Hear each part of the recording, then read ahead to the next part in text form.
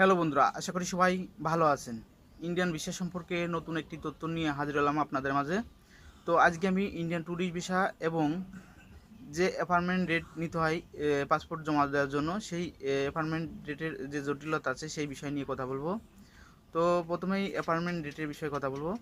তো এখন বর্তমানে সকলেই জানেন যে অ্যাপার্টমেন্ট রেট নেওয়া প্রচুর ঝামেলা হচ্ছে। অনেকেই ডেট ঠিক মতন পাচ্ছে না অ্যাপার্টমেন্ট রেট নিতে। তো এনটি ভিসা এবং স্টুডেন্ট ভিসার অ্যাপার্টমেন্ট ডেট নেওয়া যাচ্ছে, নিতে পাওয়া যাচ্ছে, কারণ এই ভিসাগুলোতে খুব কম মানুষ আবেদন করছে, যার কারণে অ্যাপার্টমেন্ট ডেট সহজেই নিতে পারছে এনটি ভিসা এবং স্টুডেন্ট ভিসায়। এবং মেডিকেল ভিসা প্রচুর মানুষ আবেদন করছে, যেহেতু ট্যুরিস্ট ভিসা বন্ধ, সেহেতু মেডিকেল ভিসা নিয়েই অনেকেই যেতে যাচ্ছে ইন্ডিয়ায়। তো যার কারণে আবেদন করছে প্রচুর মানুষ মেডিকেল বিষয় এবং অ্যাপার্টমেন্ট ডেট নিতে গেলে এখন বর্তমানে অ্যাপার্টমেন্ট ডেট ঠিক মতন পাচ্ছে না, যার কারণে মেডিকেল ভিসা অ্যাপার্টমেন্ট ডেট নেওয়া একটু ঝামেলা। তবে আপনারা সবসময় চেষ্টা করতে থাকবেন, অবশ্যই অ্যাপার্টমেন্ট ডেট পাবেন। যেহেতু ট্যুরিস্ট ভিসা বন্ধ, সেহেতু অনেকেই কিন্তু মেডিকেল ভিসার জন্য আবেদন করছে এবং অ্যাপার্টমেন্ট ডেট নিতে যাচ্ছে। তো যার কারণে মেডিকেল ভিসায় অ্যাপার্টমেন্ট ডেট নিতে একটু সমস্যা আছে। তো নির্দিষ্ট একটা দিনে আপনার যে ডেট এর স্লটটা কিন্তু তারা মানে লিমিট করে দিয়েছে যে 100 বা 200 বা 500 জমা নেবে প্রতিদিনে। তো সেরকমভাবেই কিন্তু তারা ডেট সার্চ এখন বর্তমানে ছাড়ছে। তো যার কারণে ডেট নিতে একটু সমস্যা আছে। তো মেডিকেল ভিসা ডেট নিতে একটু ঝামেলা হবে, আপনারা ট্রাই করতে থাকেন। অবশ্যই যে আগে ট্রাই করবে সেই কিন্তু আগে পাবে মেডিকেল ভিসা অ্যাপয়েন্টমেন্ট ডেট। তো আপনি আগে যদি ট্রাই করতে না পারেন, তাদের যদি স্লটটা ফুরিয়ে যায়, তখন কিন্তু আপনি ট্রাই করলেও পারবেন না, হয় আপনার ডেট আসবে, নয় টাইম আসবে না, নয় ওটিপি আসবে না, মোবাইলে এক এক সমস্যা দেখা যাবে। তার ব্যাপারে কথা বলবো।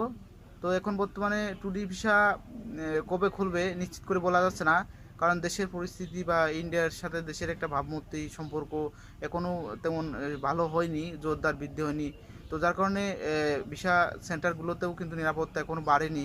যদি নিরাপত্তা বাড়ে ভিসা সেন্টারগুলোতে, হয়তো আস্তে আস্তে বাড়বে, তখন স্বাভাবিক হলে তখন কিন্তু ট্যুরিস্ট ভিসাও খুলে দেবে।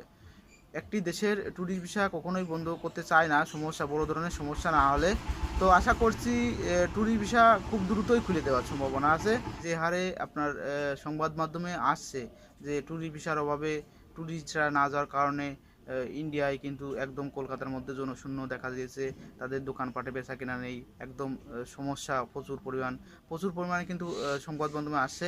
হয়তো এই সকল সংবাদ মাধ্যমের উপর পর্যায়ে গেলে ইন্ডিয়া থেকে হয়তো দ্রুতই ট্যুরিস্ট ভিসা খুলতে পারে। এটা কিন্তু নিতান্তই ইন্ডিয়ান ব্যাপার, ইন্ডিয়ান হাইকমিশনের ব্যাপার। ইন্ডিয়া থেকে যদি ট্যুরিস্ট ভিসা খুলে দেয়, তাহলে বাংলাদেশিরা যেতে পারবে। যেহেতু ইন্ডিয়ান হাইকমিশনার এই বিষয়টি একটু নিরাপত্তাহীনতায় ভুগছে, যার কারণে ট্যুরিস্ট ভিসা এখনও খুলছে না। হয়তো সামনে দ্রুতই খুলে দেওয়ার সম্ভাবনা আছে।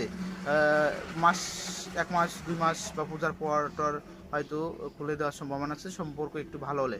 কারণ কলকাতার মধ্যে আপনার সকলেই সংবাদ মাধ্যম শুনি, হয়তো কলকাতার মধ্যে কিন্তু একদম পর্যটকরা বাংলাদেশ থেকে যাচ্ছে না বললেই চলে, খুব কম সংখ্যক যাচ্ছে, যাচ্ছে মেডিকেল স্টুডেন্ট এবং এনটি ভিসায় যাচ্ছে, আর আগে যাদের ট্যুরিস্ট ভিসা ছিল তারা যাচ্ছে।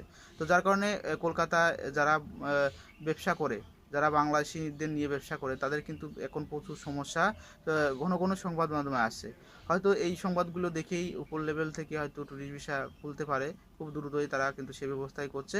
তো যাই হোক, আশা করছি হয়তো খুব দ্রুতই ট্যুরিস্ট ভিসা খুলে দেবে।